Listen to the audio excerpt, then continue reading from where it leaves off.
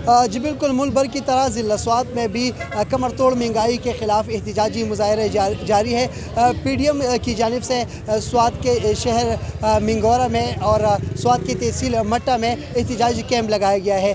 اس وقت میں سوات کے شہر منگورا کے نشاط چوک میں موجود ہوں۔ یہاں پر بھی عوامی نیشنل پارٹی کی جانب سے احتجاجی مظاہرہ کیا جا رہے ہیں۔ اس وقت ہمارے ساتھ عوامی نیشنل پارٹی کے رہنما اکرام خان موجود ہیں، ان سے بات کرتے ہیں۔ جی بتائیں، آپ کا بھی آج پورے ضلع کی تحصیلوں میں احتجاجی مظاہرے جاری رہے، کیا کہیں گے اس حوالے سے؟ بسم اللہ الرحمن الرحیم۔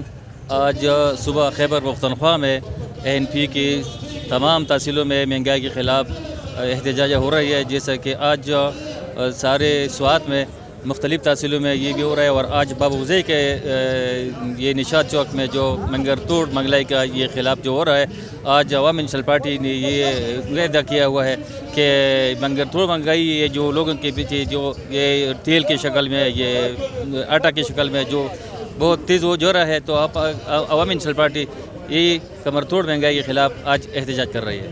ٹھیک ہے، بہت شکریہ۔ جس طرح آپ نے ان کی گفتگو سے ان کا کہنا ہے کہ جو آٹا اور چینی اور جو خصوصاً پیٹرول اور گیس کے قیمتوں میں بے تحاشا اضافہ ہوا ہے، ان کا یہ کہنا ہے کہ عوام سڑکوں پر نکل آئے ہیں اور یہ احتجاجوں کا سلسلہ تب تک جاری رہے گا جب تک یہ حکومت جو ہے یہ واپس نہیں چلے جائے گی۔ جی